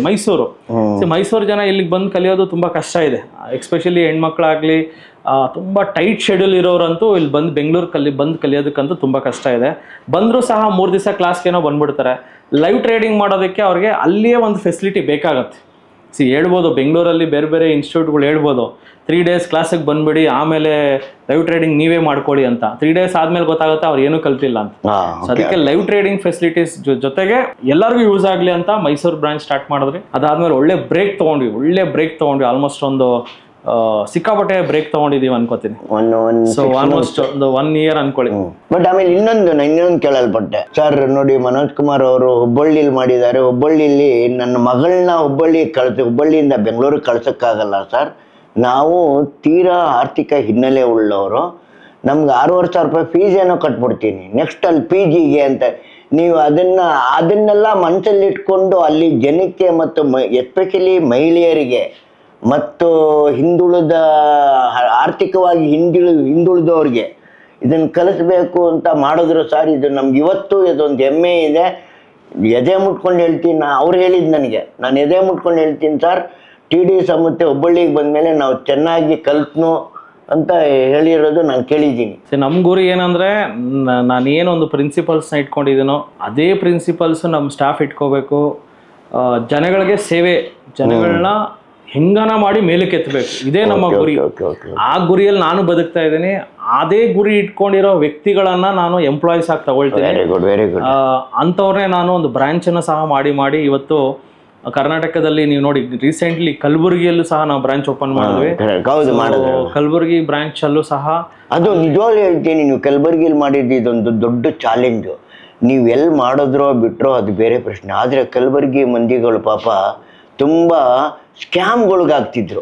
ಯಾಕೆಂದರೆ ನಾನು ಅವಾಗ ಪೇಪರ್ ನೋಡ್ತಿದ್ದೆ, ಟಿ ವಿಗಳಲ್ಲಿ ನೋಡ್ತಾ ಇದ್ದೆ, ಹಣಕಾಸಿನ ಮೋಸ ಹೋಗಿರೋದು, ಶೇರ್ ಮಾರ್ಕೆಟಲ್ಲಿ ಮೋಸ ಹೋದ್ರು, ಮತ್ತು ಕಾಲ್ಸ್ ಕೊಟ್ಬಿಟ್ಟು ನಾನು ಆಪ್ರೇಟ್ ಮಾಡ್ತೀನಿ, ಈ ಥರ ಮಾಡ್ತೀನಿ, ಕೋಟಿಲಿ ಕಳ್ಕೊಂಡಿರೋ ಜನಗಳು ಟಿ ವಿ ಮಾಧ್ಯಮದಲ್ಲಿ ಮತ್ತು ಪೇಪರಲ್ಲೆಲ್ಲ ನೋಡಿದ್ದೆ. ಅದನ್ನ ಗುರಿ ಇಟ್ಕೊಂಡು ಅದನ್ನ ತಪ್ಪಿಸ್ಬೇಕು ಅಂತ ನೀವು ಕಲಬುರಗಿಯಲ್ಲಿ ಮಾಡೋದು. ಡೆಫಿನೆಟ್ಲಿ. ಸೊ ಅದನ್ನು ನಾನು ನೋಡಿದ್ದೆ ಆರ್ಟಿಕಲ್ಸು. ರಾಯಚೂರು ಹಾಗೂ ಕಲಬುರಗಿಯಲ್ಲಿ ಅತಿ ದೊಡ್ಡ ಸ್ಕ್ಯಾಮ್ಗಳು ನಡೆದಿತ್ತು. ತುಂಬಾ ಜನ ಇವತ್ತು ಪ್ರಶ್ನೆ ಕೇಳ್ತಾರೆ, ಏನ್ ಸರ್ ಟಿಡಿಯಿಂದ ಏನಾಗ್ಬಿಡುತ್ತೆ ನಮ್ಮ ಕರ್ನಾಟಕಕ್ಕೆ ಅಂತ ಕೇಳ್ತಾರೆ. ನಾನು ಹೇಳ್ತೀನಿ ನೋಡಿ, ನಮ್ಮ ಟಿಡಿಯಿಂದ ಕರ್ನಾಟಕಕ್ಕೆ ತುಂಬಾ ಒಂದು ಸ್ಕ್ಯಾಮ್ ಆಗ್ಬಾರ್ದು ಅಂತ ಹೋರಾಡ್ತಾ ಇದೀವಿ ನಾವು. ಯಾಕಂದ್ರೆ ಪ್ರತಿ ಭಾನುವಾರ 10 ಗಂಟೆಯಿಂದ 1 ಗಂಟೆಗೆ ಫ್ರೀ ವರ್ಕ್ಶಾಪ್ ಸಹ ಮಾಡ್ತೀವಿ. ಆ ಫ್ರೀ ವರ್ಕ್ಶಾಪ್ ಅಲ್ಲಿ ಲೈಫ್ ಅಲ್ಲಿ ಸ್ಟಾಕ್ ಮಾರ್ಕೆಟ್ ಅಲ್ಲಿ, ಎಸ್ಪೆಷಲಿ ಸ್ಟಾಕ್ ಮಾರ್ಕೆಟ್ ಅಲ್ಲಿ ಕರೆಕ್ಟ್ ಅಂದ್ರೆ what is right, what is wrong ಅಂತ ನಾವೇ ಹೇಳ್ಕೊಡ್ತೀವಿ. ಒಂದ್ಸತಿ ಸುತ್ತಮುತ್ತಲ ತುಂಬ ಜನ ಇದ್ದಾರೆ, ಅವರು ನಮ್ಮ ಟಿ ಡಿ ಸಂಸ್ಥೆಗೆ ಒಂದು ಫ್ರೀ ವರ್ಕ್ಶಾಪ್ಗೆ ಅಟೆಂಡ್ ಮಾಡೋದಕ್ಕೆ ನೀವು ಹೇಳಿದ್ರೆ, ಅವ್ರು ಒಂದ್ಸತಿ ನಮ್ಮ ಫ್ರೀ ವರ್ಕ್ಶಾಪ್ ಅಟೆಂಡ್ ಮಾಡಿದ್ರೆ ಅವ್ರ ಲೈಫಲ್ಲಿ ಸ್ಟಾಕ್ ಮಾರ್ಕೆಟಲ್ಲಿ ಯಾವತ್ತೂ ಸ್ಕ್ಯಾಮ್ಗೆ ಒಳಗಾಗಲ್ಲ. ಆ ಥರ ಒಂದು ರಿಯಾಲಿಟಿಯನ್ನು ನಾವು ಅವ್ರಿಗೆ ಐ ಓಪನರ್ ಕೋರ್ಸ್ಗಳನ್ನ ನಾವು ಅದು ಉಚಿತವಾಗಿ ಕೊಡ್ತಾ ಇದೀವಿ. ಇವಾಗ ಯಾರು ಸರ್ 3 hours ಅದು ಆಫ್ಲೈನ್ ಅಲ್ಲಿ, ಆನ್ಲೈನ್ ಅಲ್ಲಿ ಬೇಕಾದ್ರೆ ನಾನು 10,000 ಜನಕ್ಕೆ ಫ್ರೀ ಆಗಿ ಆನ್ಲೈನ್ ಅಲ್ಲಿ ಮಾಡ್ಬೋದು. ಆನ್ಲೈನ್ ಅಲ್ಲಿ ಕಾಸ್ಟಿಂಗ್ ಇಸ್ ವೆರಿ ಲೆಸ್, ಮಾಡ್ತಿರೋದು ವೆರಿ ಹೈ. ಅಷ್ಟು ಕಾಸ್ಟಿಂಗ್ ಇಟ್ಕೊಂಡು ನಾವು ಮಾಡ್ತಾ ಇರೋ ಗುರಿ ಬಂದು ನಮ್ಮ ಕರ್ನಾಟಕದಲ್ಲಿ ಒಂದು ಟ್ರಾನ್ಸ್ಫಾರ್ಮೇಶನ್ ಆಗಬೇಕು, ಅದು ಟಿಡಿಯಿಂದಾನೇ ಆಗ್ಬೇಕು ಅಂತ ಒಂದು ಹಠ ಇಟ್ಕೊಂಡು. ಇಲ್ಲ, ಇದು ನಿಜವಾಗ್ಲೂ ನಿಮ್ದು ಒಳ್ಳೆಯ ಗುರಿ. ಯಾಕೆ ಅಂದ್ರೆ ಇದು ಸ್ಕ್ಯಾಮ್ಗೊಳಗಾಗಲು ಇದನ್ನ ಹೋಗಲಾಡಿಸ್ಬೇಕು ಅಂತ ಒಂದು ಆಂದೋಲನ ಮಾಡ್ತಾ ಇದ್ದೀರಾ ನೋಡಿ, ಅದ್ರ ವಿರುದ್ಧವಾಗಿ ಹೋರಾಟ ಮಾಡ್ತಿದ್ದೀರಾ ನೋಡಿ. ಇದು ನಿಜವಾಗ್ಲೂ ಒಂದು ಸಾರ್ಥಕವಾದ ಕೆಲಸ. ಇದನ್ನ ಏನಂದ್ರೆ ನಮ್ಮ ಜನಗಳು ಸದುಪಯೋಗ ಪಡಿಸ್ಕೋಬೇಕು. ಸರ್, ಇವಾಗ ಜನಗಳ ಒತ್ತಾಯದ ಮೇರೆಗೆ ನೀವೇನಾದ್ರು ವೈಟ್ ಫೀಲ್ಡ್ ಅಲ್ಲಿ ಮಾಡ್ತಾ ಇದ್ದೀರಾ?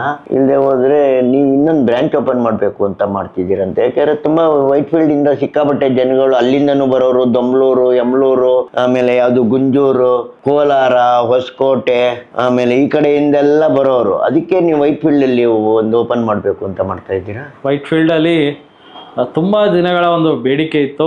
ಆಲ್ಮೋಸ್ಟ್ ಒಂದು 2 ವರ್ಷದಿಂದ ಯಾವಾಗ JP ನಗರ ಸ್ಟಾರ್ಟ್ ಆಯಿತು, JP ನಗರ ಸ್ಟಾರ್ಟ್ ಆದವಾಗೇ ಸರ್ ವೈಟ್ ಫೀಲ್ಡ್ ಮಾಡಿ ಅಂದರು. ಬಟ್ ನಮ್ಮ ಫೋಕಸ್ ಬೆಂಗಳೂರು ಇರಲಿಲ್ಲ, ನಮ್ಮ ಫೋಕಸ್ಸು ನಾರ್ತ್ ಕರ್ನಾಟಕ ಕಡೆ ಇತ್ತು. ಬಿಕಾಸ್ ನಾರ್ತ್ ಕರ್ನಾಟಕದಲ್ಲಿ ಅಲ್ಲಿರೋ ಜನಗಳಿಗೆ ಫಸ್ಟು ಸೇವೆ ಮಾಡಬೇಕು. ಯಾಕಂದರೆ ಬೆಂಗಳೂರನ್ನೇ ನಾನು ಫೋಕಸ್ ಮಾಡಿದೆ ಅಂದ್ಕೊಳ್ಳಿ, ನನ್ನಷ್ಟು ಸೆಲ್ಫಿಶ್ ಇನ್ಯಾರು ಇಲ್ಲ ಅಂತ ಗೊತ್ತಿತ್ತು. ಇವಾಗ ನನ್ನ ಸೆಲ್ಫಿಶ್ನೆಸ್ಗೋಸ್ಕರ ನಾನು ಸಂಸ್ಥೆ ನಡೆಸ್ತಾ ಇಲ್ಲ. ನಾನು ನಡ್ಸಂಗಿದ್ರೆ ಗುಲ್ಬರ್ಗದಲ್ಲಿ ಬ್ರಾಂಚ್ ಓಪನ್ ಮಾಡ್ತಾ ಇರಲಿಲ್ಲ, ನಡ್ಸಂಗಿದ್ರೆ ಹುಬ್ಳಿಯಲ್ಲಿ ಓಪನ್ ಮಾಡ್ತಾ ಇರಲಿಲ್ಲ. ಸೊ ಅದನ್ನು ನೀವು ಜನಗಳು ಅರ್ಥ ಮಾಡ್ಕೋಬೇಕು. ತುಂಬ ಜನ TD ಒಂದು ಜಸ್ಟ್ ಒಂದು ಕಾರ್ಪೊರೇಟ್ ಕಂಪ್ನಿ ಇದು ಅಂತ ಅನ್ಕೋತಾರೆ. ಇದು ಕಾರ್ಪೊರೇಟ್ ಕಂಪ್ನಿ ಆಗಿದ್ರೆ ಅದ್ರ ಲೆವೆಲೇ ಬೇರೆ ಇರ್ತಾ ಇತ್ತು. ಸೊ ನಾವು ಜನಗಳಿಗೆ ಒಳ್ಳೆ ಸೇವೆ ಮಾಡ್ಬೇಕಂತ ನಾವು ನಿಂತಿದ್ದೇವೆ ಹೊರತು ಏನೋ ದುಡ್ಡು ಮಾಡಬೇಕು ಅಂತ ಏನಿಲ್ಲ, ದುಡ್ಡು ಮಾಡಿಸ್ಬೇಕು ಅಂತ ನಿಂತಿದ್ದೀವಿ. ಜನಗಳ ಕೈಯಲ್ಲಿ ದುಡ್ಡು ಮಾಡಿಸ್ಬೇಕಂತ ನಿಂತಿದ್ದೀವಿ. ಈ ಕ್ಲಾರಿಟಿ ಅರ್ಥ ಮಾಡ್ಕೊಂಡ್ರೆ ಸಾಕು. ವೈಟ್ ಫೀಲ್ಡ್ ನಲ್ಲೂ ಸಹ ಪ್ರತಿ ಭಾನುವಾರ 10 ಗಂಟೆಯಿಂದ 1 ಗಂಟೆಗೆ ಫ್ರೀ ವರ್ಕ್ಶಾಪ್ ಇರುತ್ತೆ. ವೈಟ್ ಫೀಲ್ಡ್ ಬ್ರಾಂಚ್ ಹಾಗೂ ಎಲ್ಲಾ ಬ್ರಾಂಚಲ್ಲೂ ಸಹ ನಡೆಯುತ್ತೆ. ಜೊತೆಗೆ ನಮ್ಮ ಕರ್ನಾಟಕದ ತುಂಬಾ ಇಂಪಾರ್ಟೆಂಟ್ ಜಾಗ ಅಂದ್ರೆ ಮಧ್ಯಭಾಗ, ಅಂದ್ರೆ ತುಂಬಾ ಆಕ್ಸೆಸಬಲ್ ಇರುವಂತ ಜಾಗ ದಾವಣಗೆರೆಯಲ್ಲೂ ಸಹ ತುಂಬಾ ರಿಕ್ವೆಸ್ಟ್ ಮಾಡಿರೋ ಕಾರಣ ದಾವಣಗೆರೆ ಜನಕ್ಕೆ ಮಸಾಲೆ ದೋಸೆ ಅಂದ್ರೆ ಬೆಣ್ಣೆ ದೋಸೆನ ನಾವು ತಿನ್ಸೋದಕ್ಕೆ ಅಂದ್ರೆ ಅದು ಒಂಥರ ಹಣಕಾಸಿನ ಒಂದು ವಿಚಾರದಲ್ಲಿ ಆರ್ಥಿಕ ಸಲಹೆ ಕೊಡೋದಕ್ಕೆ ನಾವು ಹೊರಟಿದ್ದೀವಿ. ದಾವಣಗೆರೆಯಲ್ಲಿ ಸುದತ್ತ ರಾವ್ ಅನ್ನೋರು ಬ್ರಾಂಚ್ ನ ಲೀಡ್ ಮಾಡ್ತಾ ಇದ್ದಾರೆ. ಏಪ್ರಿಲ್ 11ನೇ ತಾರೀಕು ದಾವಣಗೆರೆ ಬ್ರಾಂಚ್ ಓಪನ್ ಆಗ್ತಾ ಇದೆ. ಸೊ ಮಿಸ್ ಮಾಡದೆ ಬನ್ನಿ. ಸೊ ಎಲ್ಲರೂ ದಾವಣಗೆರೆ ಬ್ರಾಂಚ್ಗೂ ನಿಮ್ಮ ಆಶೀರ್ವಾದ ಇರಲಿ. ಆ್ಯಂಡ್ ವೈಟ್ ಫೀಲ್ಡ್ ಬ್ರಾಂಚನ್ನು ಲೀಡ್ ಮಾಡ್ತಾ ಇರೋದು ಪೃಥ್ವಿರಾಜ್, ನಮ್ಮ TD ಸಂಸ್ಥೆಯ one of the senior most faculty. Prithviraj ವೈಟ್ ಫೀಲ್ಡ್ನ ನಡೆಸ್ತಾ ಇದ್ದಾರೆ. ಜೊತೆಗೆ ಅವ್ರ ಟೀಮ್ ಸಹ ಇರುತ್ತೆ. 28, 29, 30 ವೈಟ್ ಫೀಲ್ಡ್ನ ಫಸ್ಟ್ ಬ್ರಾಂಚನ್ನು ಇನಾಗ್ರೇಷನ್ ಆಗಿ ಫಸ್ಟ್ ಬ್ಯಾಚನ್ನ ನಾನೇ ಮಾಡ್ತಾ ಇದ್ದೀನಿ. ಇದು ನೆನ್ಪಿಟ್ಕೊಳ್ಳಿ. 28, 29, 30.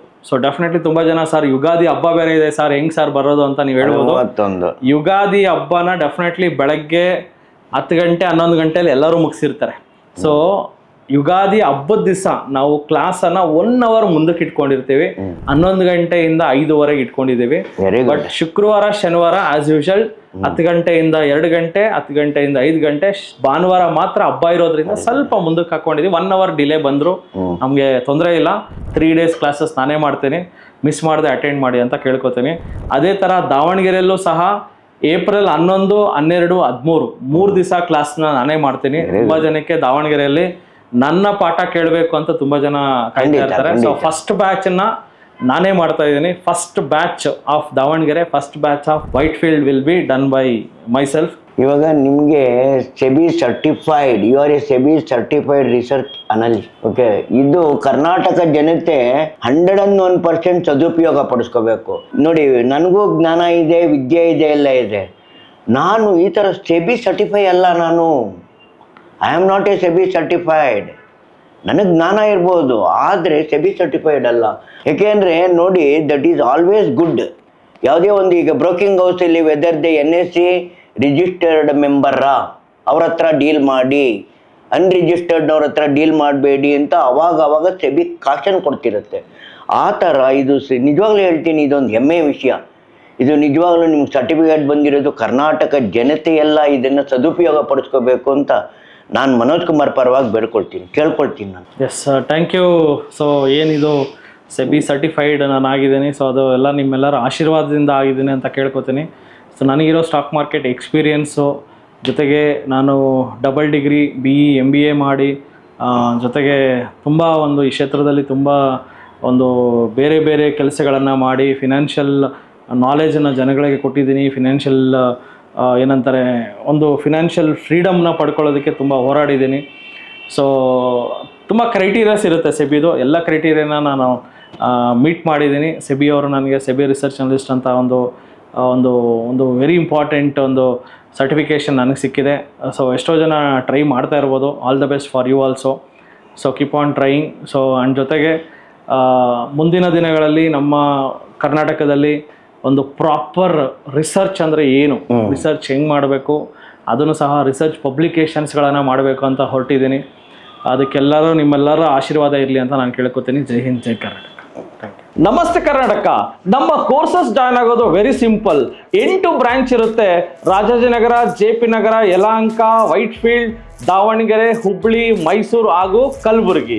ನಿಮ್ಮ ನಿಯರೆಸ್ಟ್ ಬ್ರಾಂಚ್ಗೆ ಕರೆ ಮಾಡಿ ಈ ಕೂಡಲೇ 500 ರುಪೀಸ್ ಟೋಕನ್ ಪೇ ಮಾಡಿ ಸೀಟ್ಗಳನ್ನು ಬುಕ್ ಮಾಡ್ಕೊಳ್ಳಿ. ಯಾಕಂದರೆ most of the time houseful ಆಗಿರೋದ್ರಿಂದ ಸೀಟ್ ಬುಕ್ ಮಾಡ್ಕೊಂಡು ಬರೋದು ಒಳ್ಳೆಯದು. ಸೊ 3 days ವರ್ಕ್ಶಾಪ್ ಇರುತ್ತೆ. ಶುಕ್ರವಾರ, ಶನಿವಾರ, ಭಾನುವಾರ. ಶುಕ್ರವಾರ 10 ಗಂಟೆಯಿಂದ 2 ಗಂಟೆ, ಶನಿವಾರ 10 ಗಂಟೆಯಿಂದ 5 ಗಂಟೆ, ಭಾನುವಾರ 10 ಗಂಟೆಯಿಂದ 5 ಗಂಟೆ. ಸೊ ನಿಮ್ಮ ನಿಯರೆಸ್ಟ್ ಬ್ರಾಂಚ್ ಯಾವುದಿದೋ ಕರೆ ಮಾಡಿ. ಇದರ ಜೊತೆಗೆ ಪ್ರತಿ ಭಾನುವಾರ 10 ಗಂಟೆಯಿಂದ 1 ಗಂಟೆಗೆ ಉಚಿತ ಕಾರ್ಯಾಗಾರ ಇರುತ್ತೆ ನಮ್ಮ ಎಲ್ಲ 8 ಶಾಖೆಗಳಲ್ಲಿ. ಈ ಸ್ಟಾಕ್ ಮಾರ್ಕೆಟ್ ಫ್ರೀ ವರ್ಕ್ಶಾಪ್ನಲ್ಲಿ ಸ್ಟಾಕ್ ಮಾರ್ಕೆಟ್ನ ಡಾರ್ಕ್ ಸೀಕ್ರೆಟ್ಗಳನ್ನು ಕಲ್ತ್ಕೋತೀರಾ. TD ಅಕಾಡೆಮಿ ಒಂದು ಕರ್ನಾಟಕದ ಅತಿ ದೊಡ್ಡ ಷೇರು ತರಬೇತಿ ಕೇಂದ್ರ. ಇಲ್ಲಿ ಬಂದಿರೋ ವಿದ್ಯಾರ್ಥಿಗಳ success ratio highest in India ಅಂತ ನಾನು ಹೇಳ್ಬೋದು. ಲರ್ನಿಂಗ್ ಅಲ್ಲಿ ಎಲ್ಲನ್ನ ನೀವು ತೆಗೆದ್ರೆ ಯು ವಿಲ್ ಸ್ಟಾರ್ಟ್ ಅರ್ನಿಂಗ್. ಬನ್ನಿ, ಕಲ್ತ್ಕೊಳ್ಳಿ, ಸ್ಟಾಕ್ ಮಾರ್ಕೆಟ್ ಅಲ್ಲಿ ಸಕ್ಸಸ್ಫುಲ್ ಆಗೋಣ. ಜೈ ಹಿಂದ್, ಜೈ ಕರ್ನಾಟಕ. ನಮಸ್ತೆ ಕರ್ನಾಟಕ. ಸೊ ಸ್ಟಾಕ್ ಮಾರ್ಕೆಟ್ ಬಗ್ಗೆ ನಿಮಗೆ ಗೊಂದಲವಿದೆಯಾ? ಯಾವುದೇ ರೀತಿಯ ಪ್ರಶ್ನೆಗಳಿರಲಿ, ಕನ್ಫ್ಯೂಷನ್ ಇರಲಿ, ಅದಕ್ಕೆ ಕ್ಲಾರಿಟಿ ಕೊಡೋದಕ್ಕೆ TD ಅಕಾಡೆಮಿಯ ಗ್ರಾಹಕ ಸೇವಾ ಸಿಬ್ಬಂದಿ ಜೊತೆಗೆ ಈ ಕೂಡಲೇ ಕರೆ ಮಾಡಿ ನಿಮ್ಮ ಪ್ರಶ್ನೆಗಳಿಗೆ ಉಚಿತವಾಗಿ ಸಲಹೆಗಳನ್ನು ಪಡೆಯಿರಿ. Thank you. ಜೈ ಹಿಂದ್, ಜೈ ಕರ್ನಾಟಕ.